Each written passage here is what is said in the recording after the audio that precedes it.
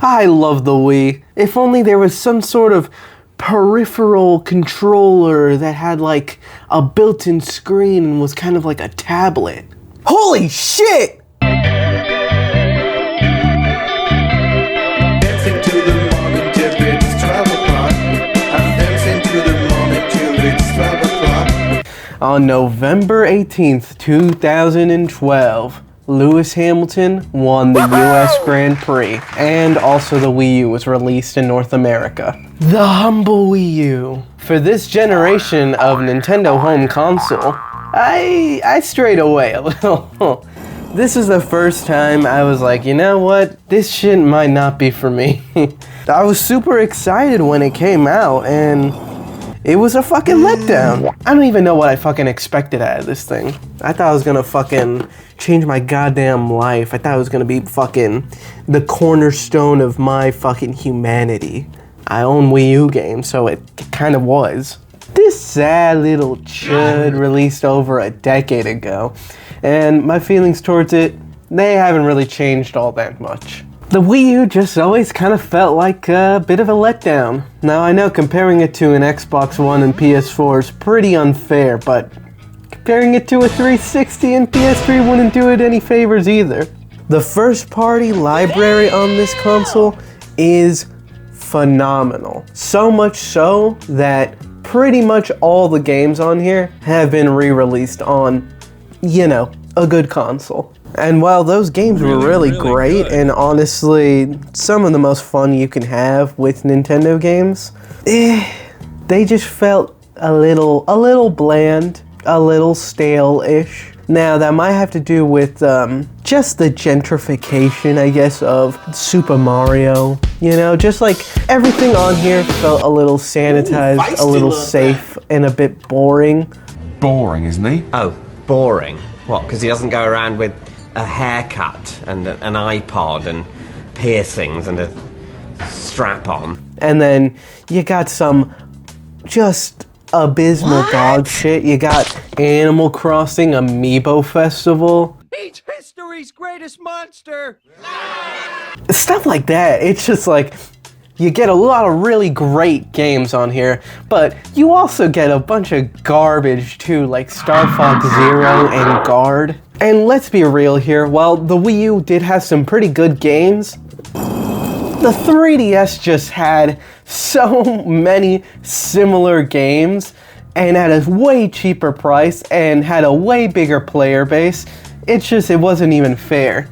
So yeah, during this console generation, I wasn't much of a Wii U sell, but damn did I love the 3DS. The Wii U just kind of felt a little bit alienating because everyone was playing literally anything else, so there wasn't much to talk about with others. Let's be real.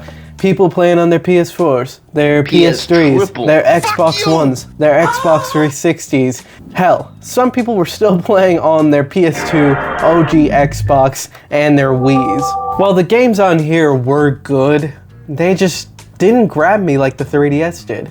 So, if I had trouble really getting captured by the Wii U, really falling into place for it, what games were so good that I was enamored with them and I had to have them? Can you tell I was 12 years old?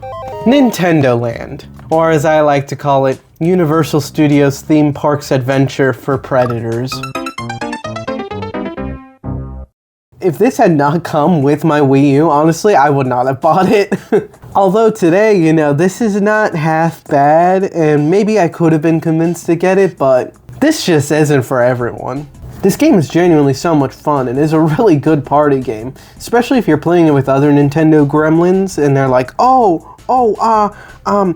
that's Zelda, and that's Star Fox, and that's Shigeru Miyamoto. Battle it out. Battle it out indeed. This category, they have to have absolutely my favorite games from this collection. I think that these three games are absolutely stellar examples of how and why to use the Wii U gamepad. You don't see that too much during this generation of Nintendo. I'm not the first person to say it. It feels like they were just like, put a screen on the controller. For what purpose? Doesn't seem like they had one. My favorite mini game in this collection, it has to easily go to Mario Chase. It's such a simple pick up and play game. You like get the instructions right at the beginning, and from there, you're off. It doesn't take too much time to figure out how to play this game, and once you're playing, it's so much fun. And I would say this is one game where the more people you play with, the more fun it gets. The separate screen mechanic makes total sense, and I don't see any other way of executing this without this being some sort of, like online game where you play in separate homes on separate screens. So genuinely a really good job. It actually is a reason to have a screen on the gamepad. Who would have thunk it? Luigi Mansion. Luigi's Ghost Mansion? Just running around the map and hiding is already pretty fun, but when you're like a rage baiting the person you're playing with. When you're actively baiting someone, it is so good. It's exactly like rage baiting. This is where I think the Wii U kind of excels. You're literally in the same room right next to them, and you're just fucking with them. You're just running away from them, and like you're popping up everywhere, and you're just trying to goad them into catching you, and it's a lot of fun. Cinema. Just peeking out right in front of them and then letting them get a little close to you and then running away. It's so funny. Animal Crossing Sweet Day. Probably my second favorite mini game. Just good old-fashioned simple fun.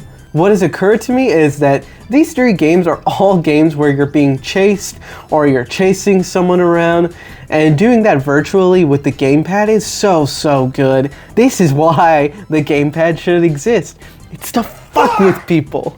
The team-up games. These are not fun at all. I think that these three are absolutely the weakest of these games. Metroid Blast, it's a bit shit. I won't lie. I did not find it entertaining at all. It is not a very mentally stimulating game, and it doesn't really use the gamepad in any way that I think elevates the gameplay. This one and The Legend of Zelda Battle Quest are just complete skips from me. Pikmin Adventure? This one's not as bad as the other two, but, it's just a little cute, but mostly pretty forgettable. And honestly, it's not really something you want to play with your friends. Now, the solo games. I don't think 6 solo mini games was at all necessary. I think that you easily could have cut these three and put more effort into these three. It's just that these games are so weak and these are so much stronger solo games that it just makes more sense to cut these three and put more effort and time into making these three better, or honestly any of the other games in this collection a little bit better.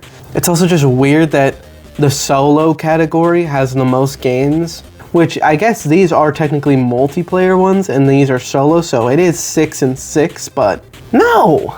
I think that Nintendo Land is easily at its best when you're competing against other people.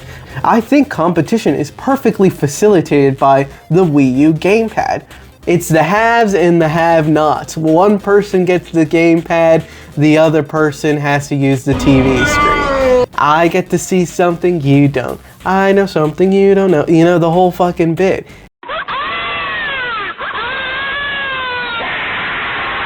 It's great. That's when this console is excelling. To me, competitive games make the most sense for a minigame collection like this, so these solo games are just kind of dumb and wasted.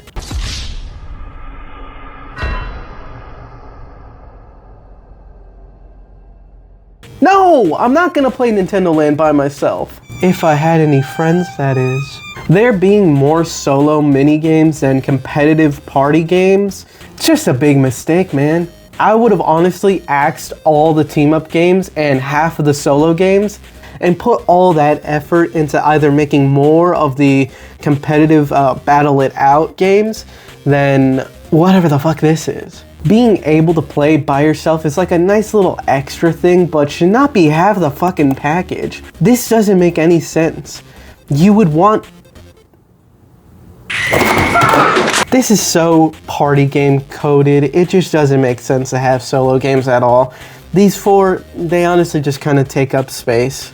I like that Nintendo Land is a celebration of Nintendo, but let's be real, this shit was never gonna be successful. This is very much a Nintendo packing game that you get with your console. No, it ain't Wii Sports, but it also ain't fucking Link's crossbow training. You know what I mean? No. Now this is more than a pack-in. Mario Kart 8. Until only a couple of months ago, this was the Mario Kart game for years. When I had first gotten my Wii U, it was the Mario Kart 8 bundle. So it came with Mario Kart 8, obviously, and Nintendo Land. Which, did I play more? The fuck do you think? I love this game. When this game came out, full entire bricks fell out of my pant leg. This shit blew my mind. This is great! And all I've done is enter my name! Thrill House! The visuals were crazy. Going from the standard definition Mario Kart Wii and Double Dash to full HD Mario Kart was revolutionary. Full HD wasn't the only crazy thing about it, as the visuals themselves were crazy. Like, this game just looks good. I'd argue Mario Kart Wii doesn't look as good as Double Dash. That's an art direction thing. Mario Kart 8, however, looks way better than both of those, and it's in actual high definition. SD or HD, who gives a fuck? This game looked great. Seeing as this was my first Wii U game, this showed me what the Wii U was actually capable of.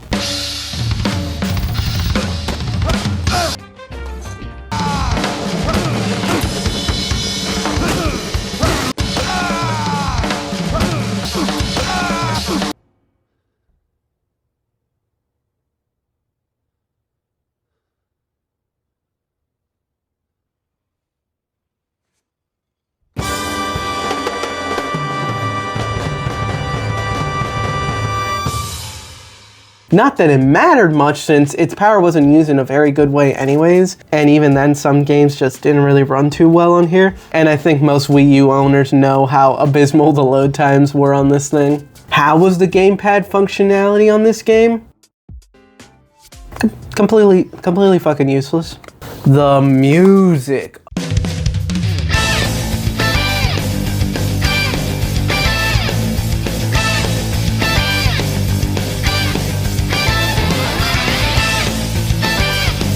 Oh my god, the music and the fucking tracks in this game, god, incredible.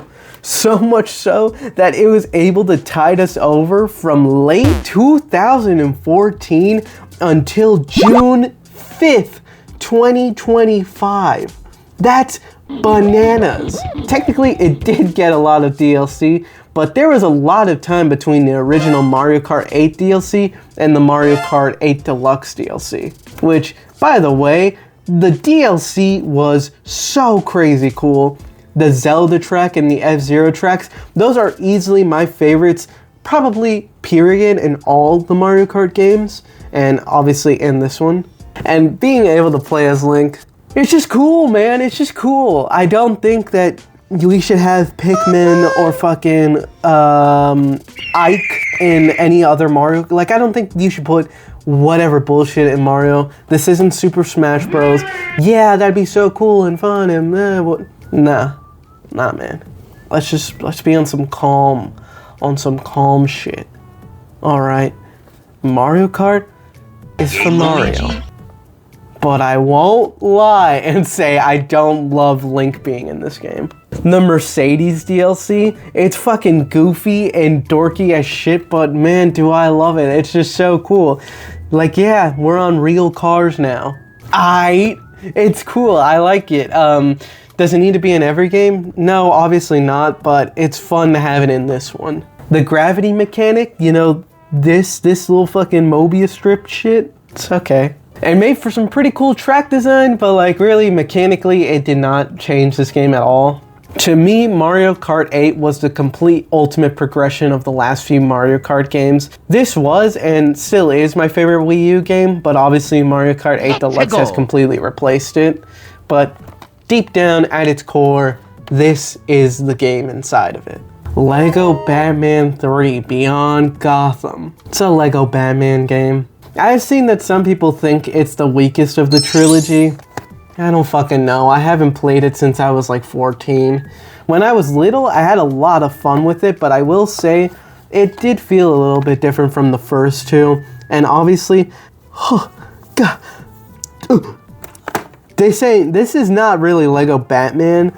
This is play as over 150 characters from the DC Comics universe. This shit truly was Beyond Gotham. I don't really get why they packaged and branded this as Lego Batman. It would have made more sense for this to be like, oh, Lego Justice League or something like that. It's whatever though. While I did like all the characters, like all the new ones were super cool, I could see how the game might have gotten a bit bloated, and the game feels a little bit sanitized, which is stupid to say considering this is a fucking Lego game. Anyway, I liked it when I was little, and I will stick to that opinion until I replay it. Now, I'm not doing that. Our final physical Wii U game, Hyrule Warriors. If there's one Hyrule Warriors fan, it's me. If there are no Hyrule Warriors fans, I died. This game fucks. I love mindless hack and slashes with tons of, oh look, it's this guy, it's Grimblow, it's Flimblow, look, you can play as Z-Blow and Giblow and Romblow. Warriors games, they're low-key, they're my shit. I love Warriors games. Do I like Warriors Orochi? Do I like the original Warriors game? No, dude, no. I just keep getting lucky. They keep making Warriors crossover games about series that I really like. Hyrule Warriors being one of them. I like the Fire Emblem ones. I like the Persona one. But this is where it all goes back. Hyrule Warriors was the first crossover Warriors games that people gave a fuck about. I won't ignore Orochi. That's technically a crossover. A crossover into fucking nothing. That doesn't really count. Sorry to all the Warriors Orochi fans. I've tried playing the classic Warriors games, and I'm sorry to report, if it isn't Nintendo Persona hack and slash slop, I don't want it. Hyrule Warriors is like a high quality slop. I could honestly play this game forever. It's just a relaxing, fun time. Just get shit done with characters you like in a world you like, and sign me up. Now, obviously, Hyrule Warriors on Wii U has been superseded by the Switch version, but back then, when I powered on the Wii U, it was either to play Mario Kart 8 or Hyrule Warriors. Or my real favorite Wii U game, Hulu! The real Nintendo trifecta. Zelda, Mario, Hulu. Now that's the real Triforce. Forget the Triforce of power, courage, and wisdom. Shit, man. I got the Triforce of Zelda, Mario, and Hulu Plus. I wish I had the opportunity to have played more of the Wii U library when I was little, but I would not in a million years give up even a single game in my 3DS collection for the opportunity to play the wonderful 101 or fucking Star Fox Zero. Well, maybe this one. I have some memories of the Wii U. I'd be lying if I said they were good memories. No, but I'm glad I had a Wii U growing up. I think it made me the man I am today. And for that, I thank you, Wii U. That's all I got from my original Wii U collection. Thank you guys for watching. And as always, check out some of my other videos. Leave your thoughts about my pathetic fucking chud-ass Wii U collection down below. Thanks for watching. Please like, subscribe, and I'll see you guys in the next one. Bye! Nathan Soy Adam.